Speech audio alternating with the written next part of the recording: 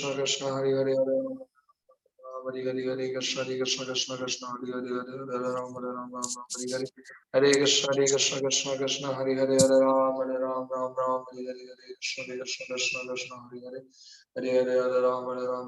हरे हरे कृष्ण कृष्ण हरे हरे राम हरे हरे कृष्ण कृष्ण हरे हरे राम हरे हरे कृष्ण हरे हरे राम हरे हरे कृष्ण कृष्ण हरे हरे हरे कृष्णा। तो सभी जुड़े हुए भक्तों का स्वागत है।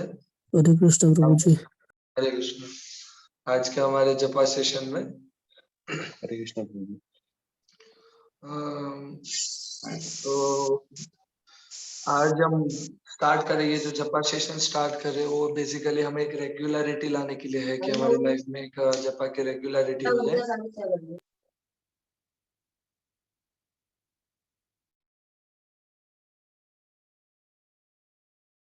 और तो आज का जो सेशन है उसमें हम 2 श्लोकास स्पेशली ट्राई करेंगे, सुनेंगे, समझेंगे। एक भगवत गीता से है और एक पद्म पुराण से है। और ये 2 श्लोक का मतलब ये जो माला से क्या रिलेशन है वो हम देखेंगे। मेन इंपॉर्टेंस मैंने 2 श्लोक लिए थे इसलिए कि क्या प्रूफ है इस माला का वो समझे ना पहले।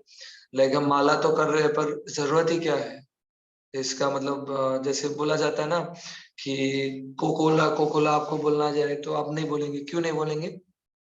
एम आई ऑडिबल ना? मेरा आवाज आ रहा है? ओके।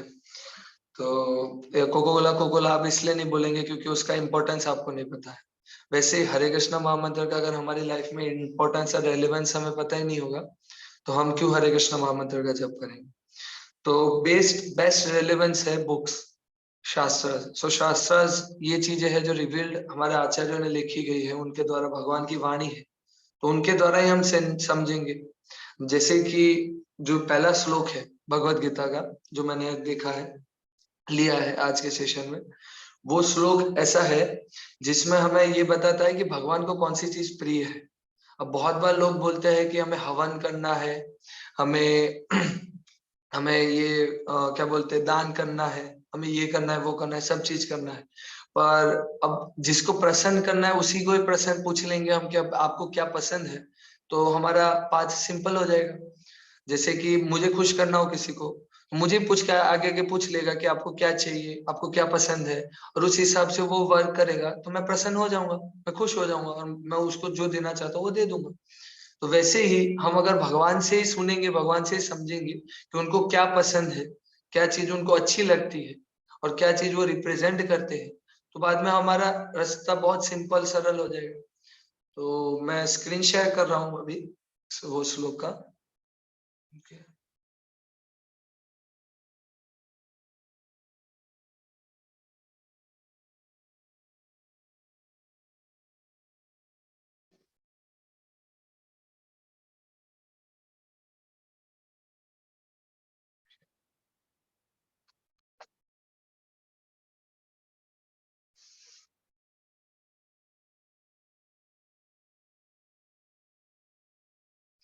आई होप सभी को ये स्क्रीन दिख रही है।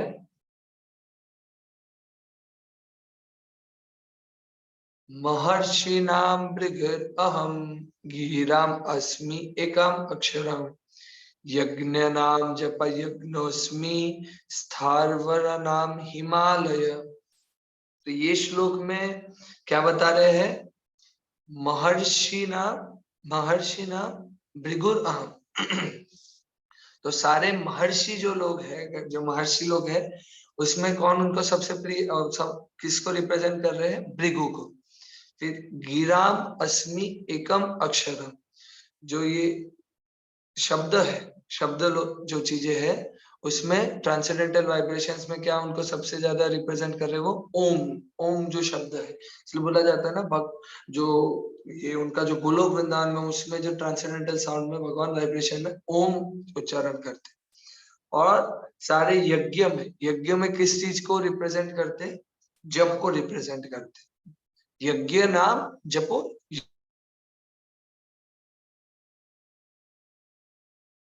सारे यज्ञों में अगर अपना टाइम पास करेंगे तो भगवान क्या बोल रहे कि नहीं, यज्ञों में सर्वश्रेष्ठ यज्ञ कौन सा है? जप यज्ञ। उनका हरिनाम महामंत्र यज्ञ है, तो वो सबसे प्रिय। ये कौन बता रहे? भगवान खुद बता रहे, 10वें अध्याय का 25वां। और स्थावरम हिमालय, सबसे जो हिमालय है वो उसको भगवान रिप्रेजेंट करते हैं, जो इनमूवेबल चीजें, मतलब जो चल नहीं सकते उसमें। हम इसमें देख पा रहे हैं कि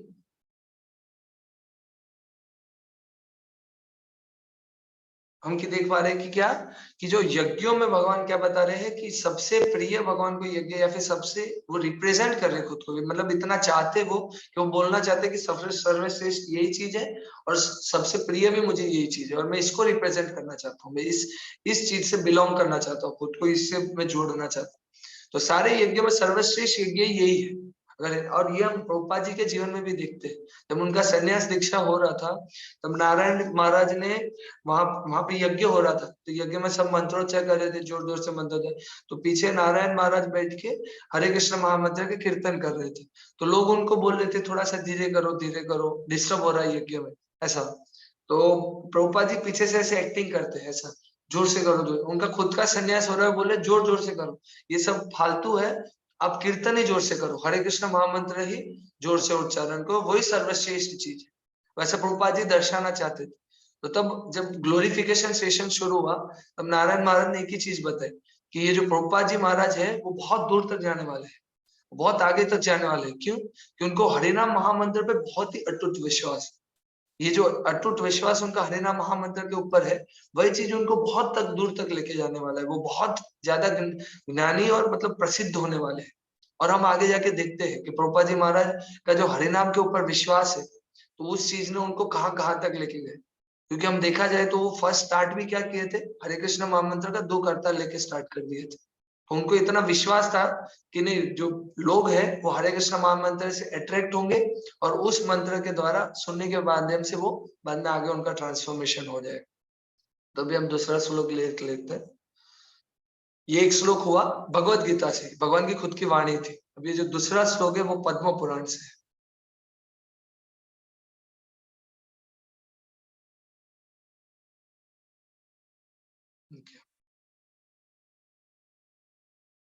ओके, हरे कृष्ण। तो सभी को ये स्क्रीन में दिख रहा होगा फोटो। सर्वधर्म जितो विष्णु।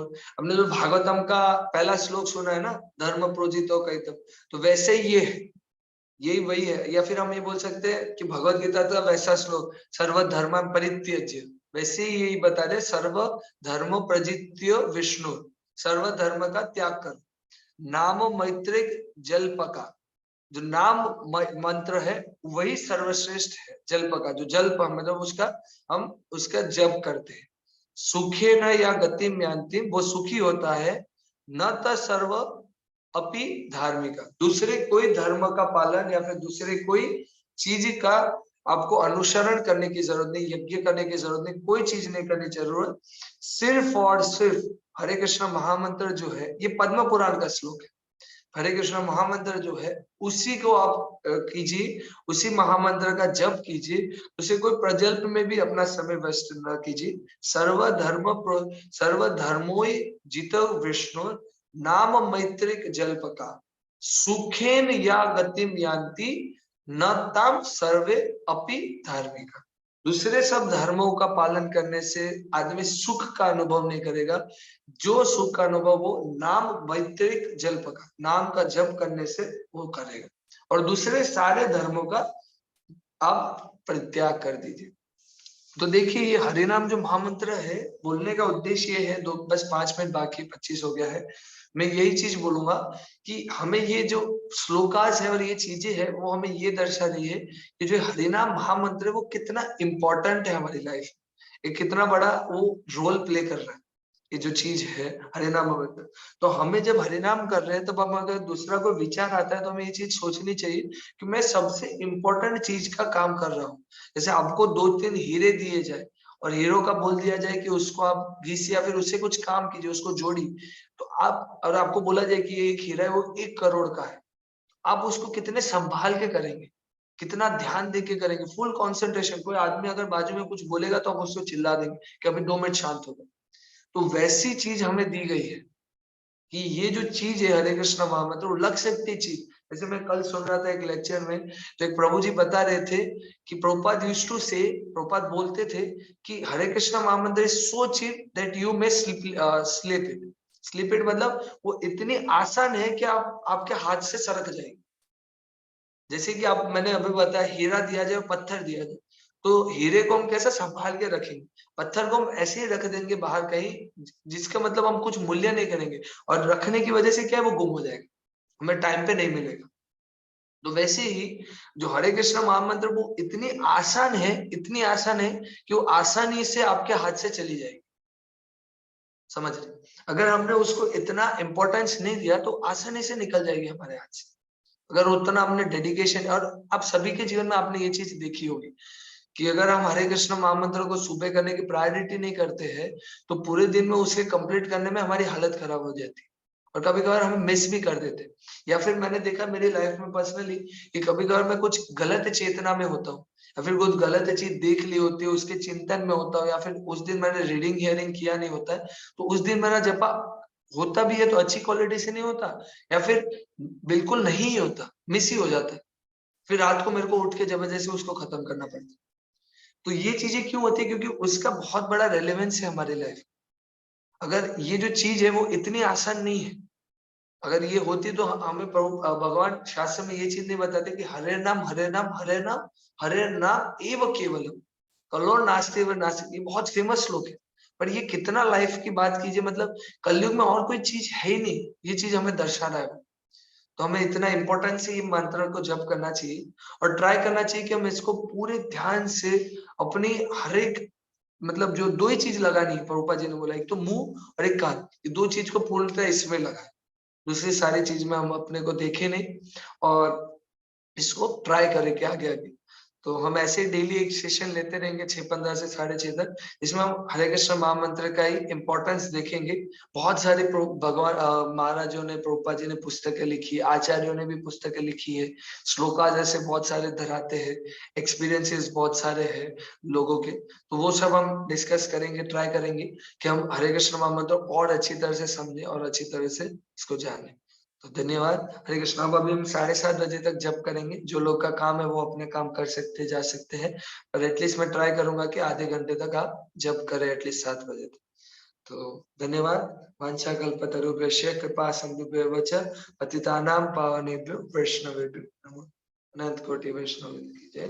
जगत गुरु श्री प्रभुपाद की जय। मैं सभी को अनम्यूट करूंगा, आप अपना जप कंटिन्यू कर सकते हैं, और वीडियो भी ऑन कर सकते हैं, वीडियो ऑन करना अच्छा है, से पता चल गया आपकी आप जय सही श्री में जप कृष्ण कर जय रहे हैं। नित्यानंद श्री अद्वैत गदाधर नमो अधिगौर विष्णुपादाय कृष्ण कृष्ण भूतले श्रीमते भक्तिदान स्वामी नामिने नमस्ते सरस्वती देव गौरवाणी विचारिणे निर्विशेष शून्यवादी पाश्चात्य शतारिणे। जय श्री कृष्ण चैतन्य प्रभु नित्यानंद श्री अद्वैत